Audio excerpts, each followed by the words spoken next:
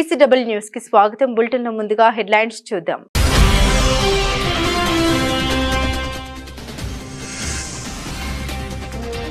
ప్రధాని మోదీకి శ్రీలంక అత్యున్నత పురస్కారం. మోదీకి శ్రీలంక మిత్ర విభూషణ అందజేసిన అధ్యక్షుడు అనుర కుమార.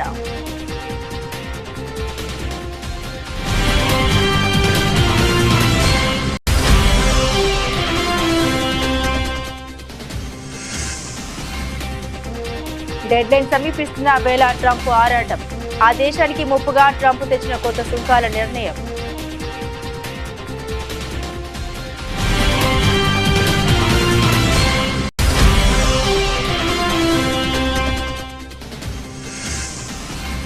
తమిళనాడు రాష్ట్ర బీజేపీ నూతన అధ్యక్షుడి నియామకంపై అన్నమలై ఆసక్తికర వ్యాఖ్య. తన అధ్యక్షుడి రేసులో లేరన్న అన్నమలై.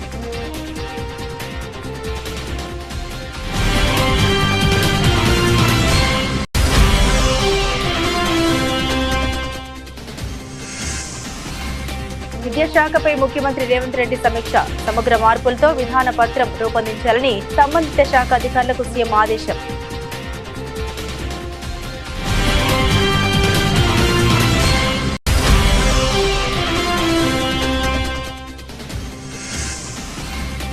నందిగామ నియోజకవర్గంలో బాబు జగజ్జీవన్ రామ్ జయంతి కార్యక్రమంలో పాల్గొన్న సీఎం చంద్రబాబు. జగజ్జీవన్ రామ్ స్ఫూర్తితో ఏపీ ప్రభుత్వం పనిచేస్తుందని వ్యాఖ్య.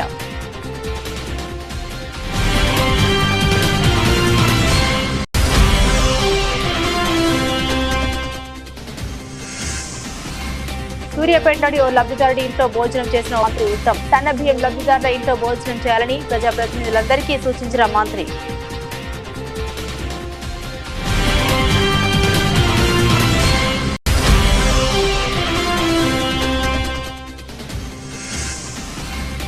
వైఎస్ఆర్సీపీ కేంద్ర కార్యాలయంలో బాబు జగజ్జీవన్ రామ్ జయంతి కార్యక్రమం. ఆయన చిత్రపటానికి ఘనంగా నివాళులర్పించిన ఆ పార్టీ సీనియర్ నాయకులు.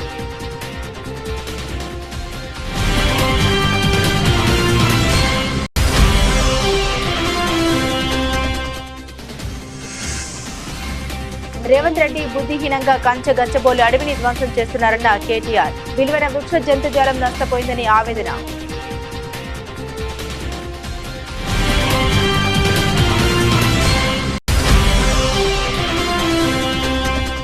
పిఠాపురంలో నాగబాబుకు టీడీపీ కార్యకర్తల నుండి నిరసన సెగ. నాగబాబుడు చుట్టుముట్టి జై వర్మ అంటూ నినాదాలు చేసిన టీడీపీ కార్యకర్తలు.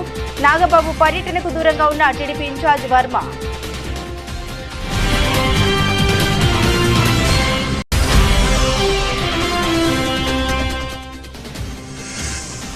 నేటి మ్యాచ్ లో చెన్నై సూపర్ కింగ్స్ సారథిగా ధోని. గాయం కారణంగా కెప్టెన్ రుతురాజ్ గైక్వాడ్ మ్యాచ్ కు దూరం.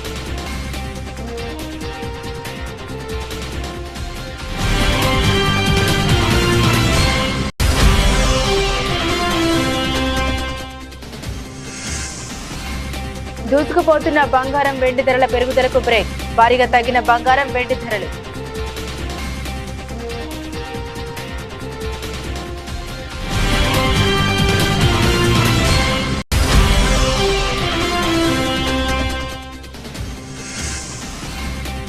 కూలీ విడుదల తేదీ ఫిక్స్. తలైవారికి పోటీగా హృతిక్ రోషన్ వార్ 2.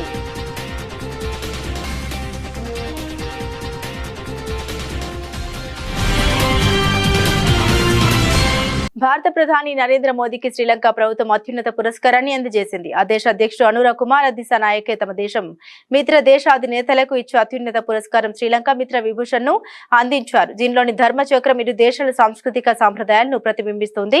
మధ్యలో ఉండే కలశం శ్రేయస్సును 9 విలువైన రత్నాలు ఈ దేశాల మధ్య శాశ్వతమైన స్నేహాన్ని సూచిస్తే సూర్యుడు చంద్రుడు కాల అతీత బంధానికి సూచిక. ఇలా ఇవన్నీ ఇరు దేశాల మధ్య సాంస్కృతిక ఆధ్యాత్మిక బంధాన్ని సూచిస్తాయి. కాగా ప్రధాని మోదీ 3 రోజుల పర్యటన కోసం శ్రీలంక వెళ్లిన విషయం తెలిసిందే. श्रीलंका मित्र विभूषण से सम्मानित किया जाना मेरे लिए गौरव की बात है. यह सम्मान केवल मेरा सम्मान नहीं बल्कि यह 140 करोड़ भारतीयों का सम्मान है. यह भारत और श्रीलंका के लोगों के बीच ऐतिहासिक संबंधों और गहरी मित्रता का सम्मान है. इस सम्मान के लिए मैं राष्ट्रपति जी का, श्रीलंका सरकार और यहाँ के लोगों का हृदय से आभार व्यक्त करता हूँ। फ्रेंड्स, प्रधानमंत्री के रूप में श्रीलंका का यह मेरा चौथा दौरा है। 29 की मेरी पिछली यात्रा एक बहुत ही संवेदनशील समय पर हुई थी। उस समय मेरा विश्वास था कि Sri Lanka will rise and rise stronger. मैं श्रीलंका के लोगों के धैर्य और साहस की सराहना करता हूं और आज श्रीलंका को वापस प्रगति के पथ पर देखकर हर्ष महसूस कर रहा हूं। भारत के लिए यह गर्व का विषय है कि हमने एक सच्चे पड़ोसी मित्र के रूप में अपने कर्तव्यों का निर्वहन किया है। అమెరికా అధ్యక్షుడు డొనాల్డ్ ట్రంప్ ప్రపంచ దేశాలపై విధించిన కొత్త టారిఫ్స్ అమలుకు గడువు ఏప్రిల్ 5 సమీపిస్తున్న తరుణంలో పరిణామాలు చకచకా కదులుతున్నాయి. ట్రంప్ తెచ్చిన కొత్త సుంకాల నిర్ణయం ఆ దేశానికి ముప్పుగా పరిణమించింది. దీంతో మొత్తం యుఎస్ మార్కెట్లన్నీ కుప్పకూలిపోతున్నాయి. కోవిడ్ తర్వాత ఎన్నడూ లేనంత పాలను ఎదుర్కొంటున్నాయి. మరోపక్క ట్రంప్ తీసుకున్న నిర్ణయానికి స్వదేశంలో తీవ్ర వ్యతిరేకత వ్యక్తమవుతుంది. డొనాల్డ్ ట్రంప్ యొక్క భారీ సుంకాలకు మార్కెట్లు, విదేశీ ప్రభుత్వాలు, యుఎస్ కంపెనీలు, ఫెడరల్ రిజర్వ్ చీఫ్ ఇంకా కీలక అమెరికా చట్టసభ సభ్యుల నుండి కూడా వ్యతిరేకత ఎదురవుతుంది. దీంతో ట్రంప్ సర్కారు కూడా త్వరితగతిగా పావులు కదుపుతోంది. ఇప్పటికే ప్రారంభించిన చర్చల్ని ముగింపు దశకు తీసుకొస్తుంది. ఇందులో భాగంగా భారతదేశం, ఇజ్రాయెల్, వియత్నాంతో పాటుగా వాణిజ్య చర్చల్లో రాజీకి వస్తే బెటర్ అని అమెరికా ఆలోచిస్తున్నట్లు తెలుస్తుంది. మరోవైపు వియత్నాం కూడా పాజిటివ్ దృక్పథంతో ముందుకు సాగుతుంది. రెండు వైపులా పరస్పర ఒప్పందం కుదుర్చుకోగలిగితే సుంకాలను సున్నాకి తగ్గించాలని వియత్నాం చూస్తుంది. ఈ మేరకు ఆ దేశ కమ్యూనిస్టు పార్టీ ప్రధాన కార్యదర్శి to Lam ప్రతిపాదించారని Trump social media పోస్టులో తెలిపారు. తమిళనాడు రాష్ట్ర బీజేపీ నూతన అధ్యక్షుడి నియామకంపై ఆ రాష్ట్ర అధ్యక్షుడు అన్నామలై ఆసక్తికర వ్యాఖ్యలు చేశారు. బీజేపీ రాష్ట్ర అధ్యక్ష పదవి రేసులో తాను లేరని ఆయన స్పష్టం చేశారు. పలు రాష్ట్రాల్లో నూతన అధ్యక్షుల నియామకంపై బీజేపీ అధిష్టానం కసరత్తు చేస్తుంది. ఈ సమయంలో అన్నామలై చేసిన వ్యాఖ్యలు ప్రాధాన్యత సంతరించుకున్నాయి. తమిళనాడులో బీజేపీ నాయకత్వం కోసం నేతలు ఎవరూ పోటీపడరని, అందరం కలిసి ఏకగ్రీవంగా ఒక నాయకుడిని ఎన్నుకుంటామని అన్నామలై తెలిపారు. తాను కూడా ఈ రేసులో లేనని ఆయన స్పష్టం చేశారు. పార్టీకి మంచి భవిష్యత్తు ఉండాలని కోరుకుంటున్నానని ఆయన తెలిపారు. పార్టీ ప్రగతి కోసం ఎంతో మంది తమ ప్రాణాల్ని అర్పించారని ఆయన గుర్తు చేశారు. బీజేపీ ఎప్పటికీ బాగుండాలని కోరుకునే వ్యక్తిని అని అన్నామలై అన్నారు. తాను ఎలాంటి రాజకీయ ఊహాగణలపై స్పందించలేరని ఆయన తేల్చి చెప్పారు. ఇతర పార్టీల మాదిరిగా బీజేపీలో అధ్యక్ష పదవి కోసం 50 మంది నేతలు నామినేషన్ వేసే పరిస్థితి ఉండదని ఆయన తెలిపారు. புதிய மாநில தலைவருக்கான போட்டியில் நான் இல்லை. சரியான அடுத்தது அது ஏன் இன்னைக்கு நாளைக்கு நீங்க அப்படியே ஒரு நியூஸை போட்டு அண்ணாமலை டெல்லி போறாரு, அண்ணாமலை இவரை கை காட்டினாரு, அண்ணாமலை இவரை கை காட்டல, இந்த எந்த வம்பு சண்டைக்கு நான் வரலீங்கன்னா நான் போட்டியில் இல்லை. அதிமுக பாஜக கூட்டணி சொன்னா மாநில தலைமை மாற்றணும், அதனாலதான் விரைவில் அதை பத்தி நான் எது கருத்து சொல்ல விரும்பலீங்கண்ணா. அண்ணா அதை பத்தி நான் கருத்து சொல்ல விரும்பல. என்னை பொறுத்தவரை இந்த கட்சி நல்லா இருக்கணும், நல்லவர்கள் இருக்கக்கூடிய கட்சி, நல்ல ஆத்மாக்கள் இருக்கக்கூடிய கட்சி. இந்த கட்சியில் நிறைய பேர் உயிரை கொடுத்து இந்த கட்சியை வளர்த்திருக்கிறாங்க, புண்ணியவர்கள் இருக்கக்கூடிய கட்சி. அதனால் அந்த கட்சி எப்பொழுதும் நன்றாக இருக்க வேண்டும் என்று நினைக்கக்கூடியவன் நான். என்னை பொறுத்தவரை புதிய தலைவர் தேர்ந்தெடுக்கப்படும் பொழுது நிறைய பேசுவோம். రాష్ట్రంలోని విశ్వవిద్యాలయాలన్నీ విద్యార్థులు కేంద్రంగా పనిచేయాలని ముఖ్యమంత్రి రేవంత్ రెడ్డి అన్నారు. యూనివర్సిటీల్లో విద్యార్థుల భవిష్యత్తును తీర్చిదిద్దే కోర్సులు ఉండాలని, మార్కెట్లో డిమాండ్ ఉన్న కోర్సుల బోధనకు ప్రాధాన్యం ఇవ్వాలని సూచించారు. శుక్రవారం సాయంత్రం పోలీస్ కమాండ్ కంట్రోల్ సెంటర్లో రాష్ట్రంలోని యూనివర్సిటీల వైస్ ఛాన్సలర్లతో సీఎం సమీక్ష నిర్వహించారు. ఈ సందర్భంగా ఆయన మాట్లాడుతూ ప్రభుత్వ విశ్వవిద్యాలయాలకు గ్రామీణ ప్రాంతాల నుండి, ఆర్థిక స్తోమత లేని కుటుంబాల నుండి విద్యార్థులు వస్తున్నారని, వారికి సరైన భవిష్యత్తు కల్పించేలా బోధన ఉండాలని అన్నారు. ఆర్థిక స్తోమత ఉన్న కుటుంబాల నుండి వచ్చే విద్యార్థులు మార్కెట్లో డిమాండ్ ఉన్న కోర్సులను ఎంచుకుని ప్రైవేట్ యూనివర్సిటీల వైపు వెళ్తున్నారని తెలిపారు. వారికి ఎదురయ్యే పోటీని ప్రభుత్వ విశ్వవిద్యాలయాల విద్యార్థులు ఎదుర్కోవాలంటే డిమాండ్ ఉన్న కోర్సులనే బోధించాలని సీఎం అభిప్రాయపడ్డారు. ప్రస్తుతం పలు యూనివర్సిటీల్లో పెద్దగా ప్రాధాన్యం లేని కోర్సులను బోధిస్తున్నారని, వాటిని రద్దు చేసి నూతన కోర్సుల్ని ప్రవేశపెట్టాలని సూచించారు. ఆయా కోర్సులకు చెందిన ప్రొఫెసర్లకు అడ్మినిస్ట్రేటివ్ బాధ్యతలు అప్పగించాలన్నారు. యూనివర్సిటీలను కొందరు ప్రొఫెసర్లకు పునరావాస కేంద్రాలుగా మార్చవద్దని అన్నారు. ఈ సందర్భంగా వీసీలకు తమ వర్సిటీల్లో ప్రొఫెసర్ల కొరత, భవనాలు, ఇతర వసతుల సమస్యల్ని సీఎం దృష్టికి తీసుకురాగా వర్సిటీల అభివృద్ధి కోసం అవసరమైన నిధులు కేటాయించేందుకు గాను ప్రభుత్వం సిద్ధంగా ఉందని తెలిపారు. ఉమ్మడి కృష్ణా జిల్లా నందిగామ నియోజకవర్గంలో సీఎం చంద్రబాబు పర్యటించారు. బాబు జగజ్జీవన్ రామ్ జయంతి సందర్భంగా ఏర్పాటు చేసిన ఓ కార్యక్రమంలో ఆయన ప్రసంగించారు. అప్పట్లో పరిస్థితి దృష్ట్యా కుటుంబ నియంత్రణ పాటించమన్నామని, ఇప్పటి పరిస్థితుల నేపథ్యంలో దేశంలో జనాభా పెరగాల్సిన అవసరం చాలా ఉందని అన్నారు. లేకపోతే రాబోయే రోజుల్లో దేశంలో వృద్ధుల సంఖ్య పెరిగిపోతుందని అభిప్రాయపడ్డారు.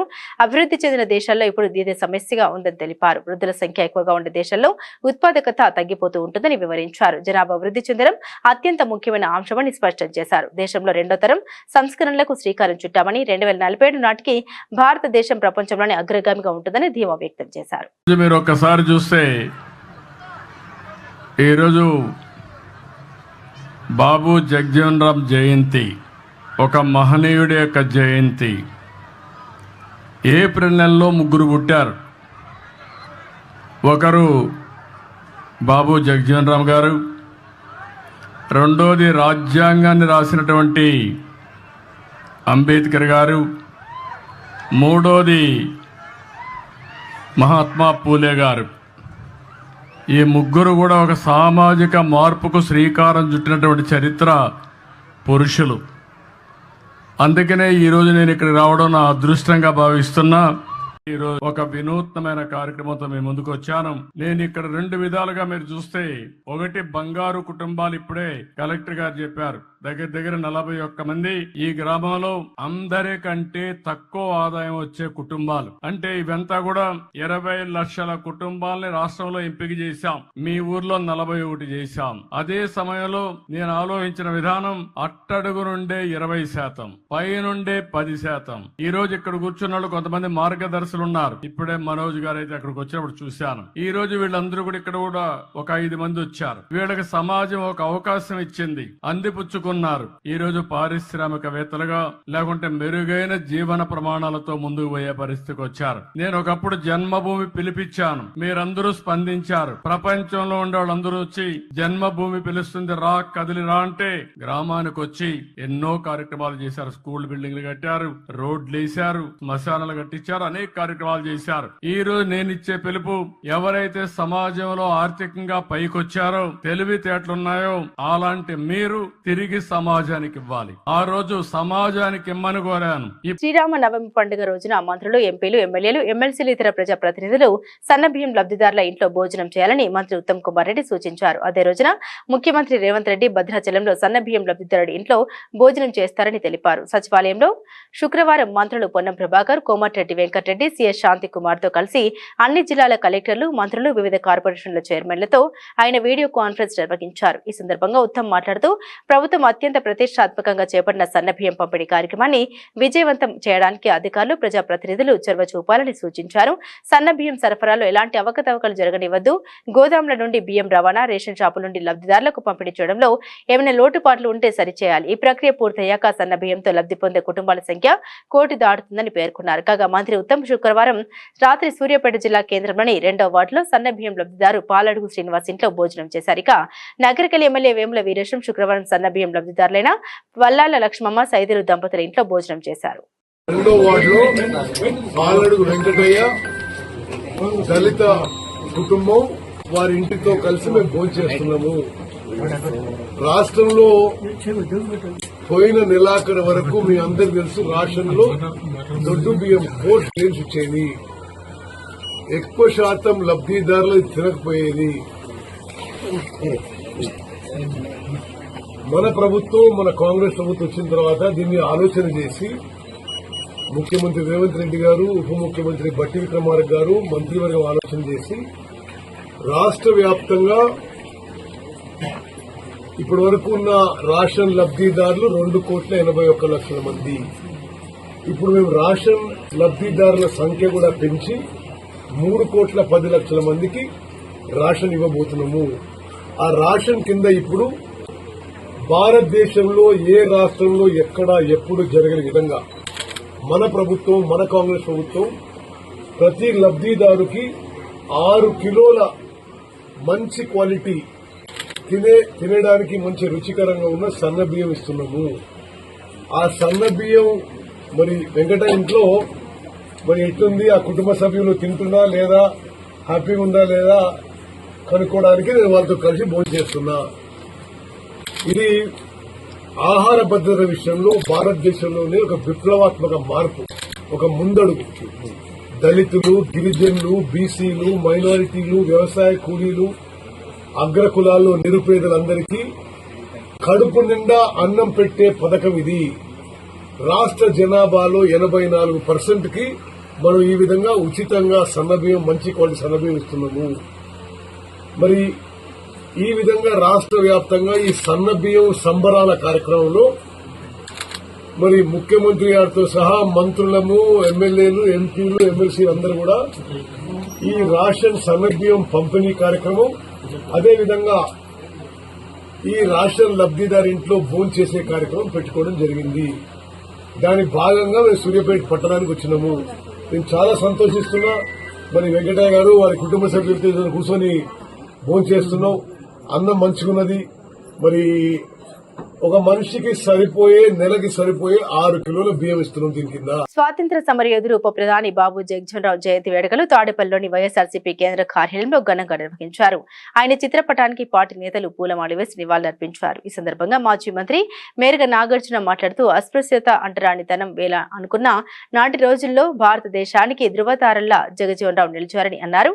జగజ్జీవన్ రామ్ అంబేద్కర్ గారి ఆలోచన విధానం, సంస్కరణలు దేశ అభ్యున్నతికి మార్గమయ్యాయని, నేటి ప్రభుత్వాలు వాటిని పాటించాలని సూచించారు. ముఖ్యంగా ఏపీలో వైఎస్ జగన్ పేదరికం రూపుమాపే ప్రయత్నం చేశారని గుర్తు చేశారు.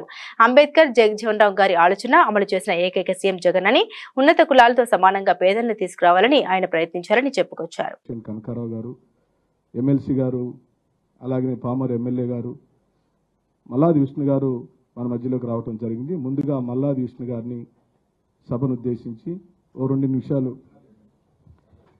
వారు మాట్లాడబోయే ముందుగా వారికి నివాళులు అర్పించే క్రమాన్ని నందిగం సురేష్ గారు, అలాగనే మల్లాది విష్ణు గారు, నాగార్జున అన్న, అరుణ్ గారు కలిసి వారికి దేశంలోనే ఏ రాజకీయ పొలిటీషియన్ అనే వ్యక్తి చేయనటువంటి అత్యున్నతమైన పదవులు చేసినటువంటి వ్యక్తిగా, ఒక దళిత వర్గానికి చెందినటువంటి నాయకుడు వెలుగొందటం అంటే అది ఒకే ఒక్క బాబా జగజ్జీవన్ రావు గారికే చెల్లుతుంది అని చెప్పడానికి చాలా గర్విస్తూ ఉన్నాం. ఎందుకంటే స్వాతంత్రోద్యమంలో పాల్గొనటం కానీ, ఆనాడు కాంగ్రెస్ పార్టీలో అంచెలంచెలుగా ఏ రాజకీయ నాయకుడు చేయలా అన్ని పోర్ట్ఫోలియోలు చేశాడు. ప్రతి పోర్ట్ఫోలియోకు అందం తెచ్చాడు. ప్రతి పోర్ట్ఫోలియోకు రూపుదిద్దినటువంటి సంస్కరణలు తెచ్చాడు. ఉప ప్రధానిగా, ప్రధానమంత్రి అవకాశం వచ్చినా ఆనాడు రానీయకుండా చేసినటువంటి అనేక మంది ఉద్దండులను ఎదిరించి తనదైన శైలిలో పేద ప్రజల యొక్క, బడుగు బలహీన వర్గాల యొక్క స్థితిగతులు మారటానికి, బాబాసాహెబ్ అంబేద్కర్ గారి యొక్క ఆలోచన విధానాన్ని ప్రజల్లో తీసుకెళ్లటానికి, ఈ యొక్క సంస్కరణలు అనేవి భావితరాలకు ఉపయోగపడటానికి అవకాశం కల్పించినటువంటి అనేక అంశాలలో నిమగ్నమైన వ్యక్తిగా బాబు జగజ్జీవన్ రావు గారిని చెప్పుకోవాలి. ఆయన ఆలోచనలు ఈరోజు దేశంలో ఇంప్లిమెంట్ అవ్వాలా, ఆయన కోరికలు నెరవేరాలా. అలా నెరవేర్చాల్సినటువంటి ప్రభుత్వాలు చాలా వెనుగు తిరుగుతూ ఉన్నాయి. పర్టికులర్గా ఆంధ్రప్రదేశ్లో జగజ్జీవన్ రావు గారి ఆలోచన విధానాన్ని భుజాన వేసుకున్నటువంటి రాజకీయ నాయకుడిగా జగన్మోహన్ రెడ్డి గారిని చెప్పుకోవాలా.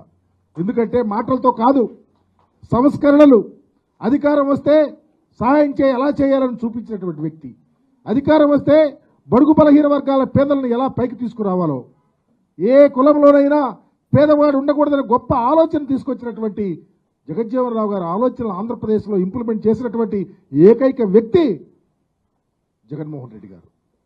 బాబు జగజ్జీవన్ రావు గారి ఆలోచనది. నేను పేదవాడిగా పుట్టినా, నేను దళితులుగా పుట్టినా, నేను ఆనాడు అస్పృశ్యత అనుభవించినా, ఎక్కడ ఏ ఒక్క ఉన్నత కులాల వారితో సమానంగా అంతకన్నా మిన్నగా పనిచేయటమే నా కనీస ధర్మం అని నిలబడినటువంటి వ్యక్తి. ఆయన ఆలోచనలే ప్రతి రాష్ట్రంలోనూ ఇంప్లిమెంట్ చేయాల్సిన బాధ్యత ఉంది. ఆ కోణంలోనే ఇంప్లిమెంట్ చేసిన రాజకీయ నాయకుడే జగన్మోహన్ రెడ్డి గారు. ఈరోజు చూస్తా ఉన్నాం, ఇందాక ఎమ్మెల్సీ గారు చెప్పారు, బాబాసాహెబ్ అంబేద్కర్ గారి విగ్రహాన్ని అంత గొప్ప ఆలోచన జగన్మోహన్ రెడ్డి గారు పెడితే ఈరోజు అక్కడ కరెంట్ ఉంటుందా, దండేసే పరిస్థితి లేదు, ప్రైవేటు వ్యాపారం చేయిస్తూ ఉన్నారు. ఎక్కడెక్కడో ప్రపంచ దేశాల నుంచి వచ్చి ఒక యాత్రాస్థలంగా ఒక మహనీయునికి జగజ్జీవన్ రావు గారి కోరికలను అంబేద్కర్ ఆలోచన విధానంతో మిళితమైనటువంటి ఈ ఆలోచన తిరోధకాలు ఇచ్చే విధంగా ప్రభుత్వం నడుపుతా ఉంది. కంచగచ్చిబౌలిలోని చిట్టడవిని ముఖ్యమంత్రి రేవంత్ రెడ్డి అత్యంత నిర్దయగా ధ్వంసం చేస్తున్నారని బీఆర్ఎస్ వర్కింగ్ ప్రెసిడెంట్ కేటీఆర్ విమర్శించారు. దీనివల్ల విలువైన వృక్ష జంతుజాలం నష్టపోయిందని ఆయన ఆవేదన వ్యక్తం చేశారు. హెచ్ఈసీయూ అడవుల్ని ధ్వంసం చేయడంతో జింక ప్రాణాలు కోల్పోయిందని, ఆ రక్తపు మరకలు కాంగ్రెస్ ఎంపీ రాహుల్ గాంధీ చేతికి అంటాయని ఆయన ఆగ్రహాన్ని వ్యక్తం చేశారు. వన్యప్రాణుల ఈ దారుణ హత్యపై సుప్రీంకోర్టు దృష్టి సారించాలని తాను కోరుతున్నామని ఆయన అన్నారు. కంచగచ్చిబౌలిలో 100 ఎకరాల్లో చెట్లను నరికివేయడంతో హెచ్ఈసీయూ సౌత్ క్యాంపస్ హాస్టల్ వైపు ఒక జింక వచ్చిందని తెలిపారు.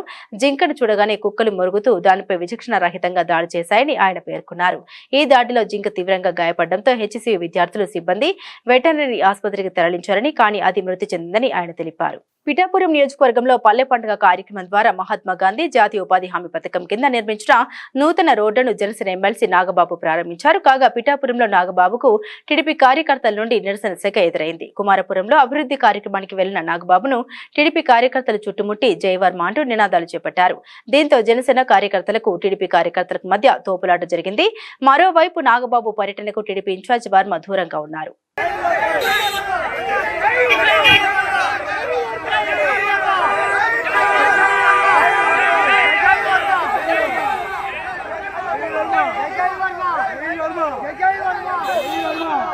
ఐపీఎల్లో భాగంగా నేడు ఢిల్లీ క్యాపిటల్స్ తో చెపాక్లో జరగనున్న మ్యాచ్ లో చెన్నై సూపర్ కింగ్స్ జట్టును మహేంద్ర సింగ్ ధోని నడిపించనున్నట్టు తెలుస్తుంది. గాయం కారణంగా కెప్టెన్ రుతురాజ్ గైక్వాడ్ అందుబాటులో ఉండడం అనుమానంగా ఉంది. రుతురాజ్ కనుక మ్యాచ్ కు దూరమైతే కెప్టెన్ గా ధోని జట్టును ముందుండి నడిపిస్తాడు. గువాహటిలో రాజస్థాన్ రాయల్స్ తో జరిగిన మ్యాచ్ లో గైక్వాడ్ గాయపడ్డారు.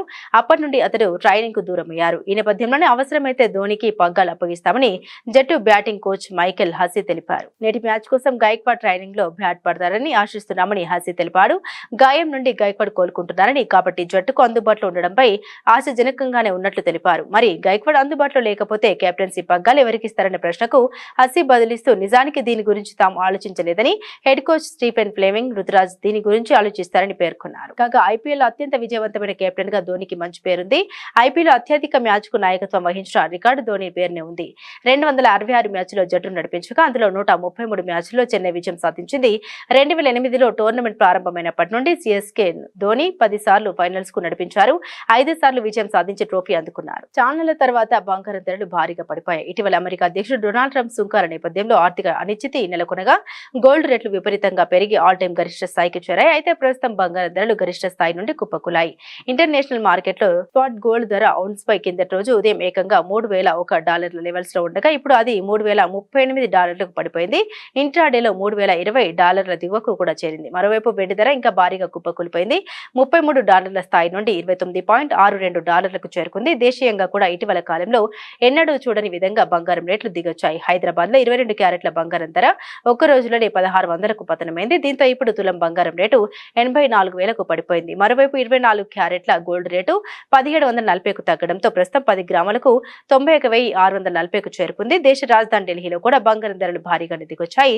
22 క్యారెట్ల బంగారం ధర $1,600 తగ్గి తులం 84,150 వద్ద ఉంది. అలాగే 24 క్యారెట్ల పుత్తడి రేటు $1,740 పతనంతో 10 గ్రాముల బంగారం ధర 91,790గా ఉంది. తలైవా రజనీకాంత్ ప్రస్తుతం లోకేష్ కనగరాజ్ దర్శకత్వంలో కూలీ అనే చిత్రంలో నటిస్తున్న విషయం తెలిసిందే.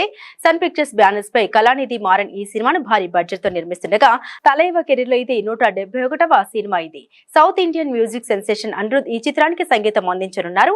అగ్రనటులు నాగార్జున, ఉపేంద్ర, సత్యరాజ్, చౌబిన్, సాహిర్, శృతి హాసన్ తదితరులు కీలక పాత్రల్లో నటిస్తున్నారు. తమిళ చిత్రసీమలో ఉన్న టాప్ దర్శకుల్లో ఒకరైన లోకేష్ కనగరాజ్ తో రజనీకాంత్ జోడీ కడుతుండటంతో మూవీపై భారీ అంచనాలు ఉన్నాయి. ఇప్పటికే షూటింగ్ పూర్తి చేసుకున్న ఈ చిత్రం నుండి మేకర్స్ విడుదల తేదీని ప్రకటించారు. ఈ సినిమాను ఇండిపెండెన్స్ కానుకగా ఆగస్టు 14వ తేదీన విడుదల చేయబోతున్నట్లు ప్రకటించారు మేకర్స్.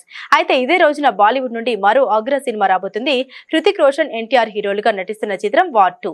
ఈ సినిమాకు అయాన్ ముఖర్జీ దర్శకత్వం వహిస్తుండగా ఆదిత్య చోప్రా నిర్మిస్తున్నారు. అయితే ఈ మూవీ కూడా ఆగస్టు 14నే విడుదల కాబోతుంది. 2 పాన్ ఇండియా సినిమాలు అలాగే భారీ అంచనాలు కూడా ఈ 2 సినిమాలకు ఉండడంతో బాక్స్ ఆఫీస్ వద్ద క్లాష్ అయ్యే అవకాశం ఉన్నట్లు తెలుస్తోంది. కూలీ గ్యాంగ్స్టర్ బ్యాక్ డ్రాప్ లో రాబోతుండగా వార్ 2 దేశభక్తి నేపథ్యంలో రాబోతుంది. బులెటిన్ ముగించే ముందు హెడ్లైన్స్ మరోసారి.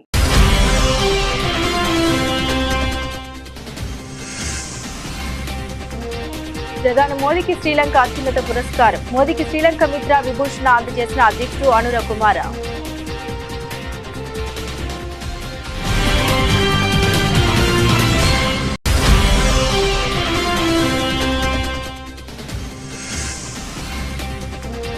డెడ్ లైన్ సమీపిస్తున్న వేళ ట్రంప్ ఆరాటం. ఆ దేశానికి ముప్పుగా ట్రంప్ తెచ్చిన కొత్త సుంకాల నిర్ణయం.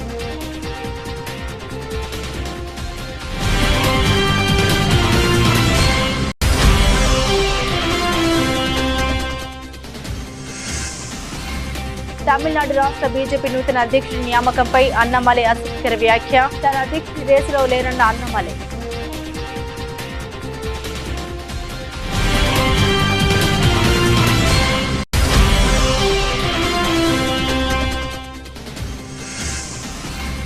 విద్యాశాఖపై ముఖ్యమంత్రి రేవంత్ రెడ్డి సమీక్ష.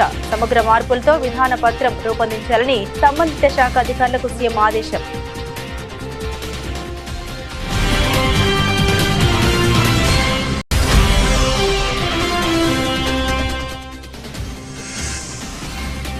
నందిగామ నియోజకవర్గంలో బాబు జగజ్జీవన్ రామ్ జయంతి కార్యక్రమంలో పాల్గొన్న సీఎం చంద్రబాబు. జగజ్జీవన్ రామ్ స్ఫూర్తితో ఏపీ ప్రభుత్వం పనిచేస్తుందని వ్యాఖ్య.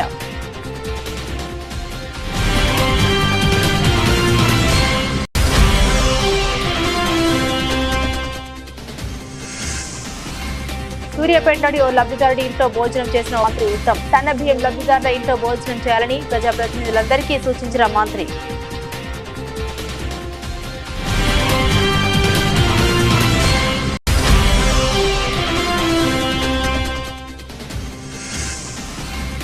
వైఎస్ఆర్సీపీ కేంద్ర కార్యాలయంలో బాబు జగజ్జీవన్ రామ్ జయంతి కార్యక్రమం. ఆయన చిత్రపటానికి ఘనంగా నివాళులర్పించిన ఆ పార్టీ సీనియర్ నాయకులు.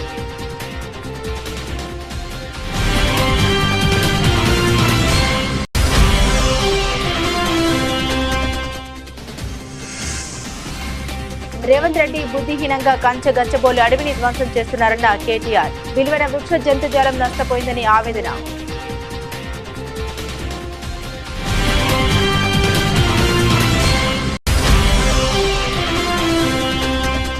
పిఠాపురంలో నాగబాబుకు టీడీపీ కార్యకర్తల నుండి నిరసన సెగ. నాగబాబును చుట్టుముట్టి జై వర్మ అంటూ నినాదాలు చేసిన టీడీపీ కార్యకర్తలు. నాగబాబు పర్యటనకు దూరంగా ఉన్న టీడీపీ ఇన్ఛార్జ్ వర్మ.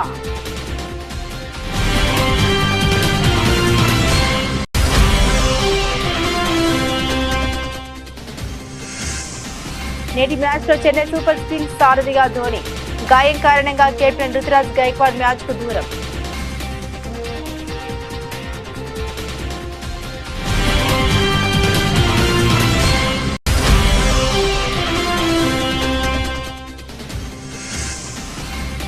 దూసుకుపోతున్న బంగారం వెండి ధరల పెరుగుదలకు బ్రేక్. భారీగా తగ్గిన బంగారం వెండి ధరలు.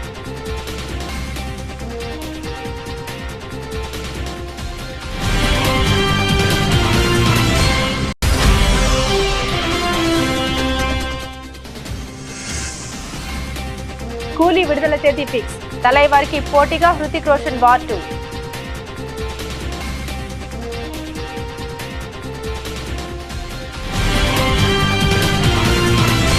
ఇవి బులెటిన్ లోని విశేషాలు. తిరిగి మరో బులెటిన్ తో మళ్ళీ కలుసుకుందాం. అంతవరకు సెలవు. నమస్కారం.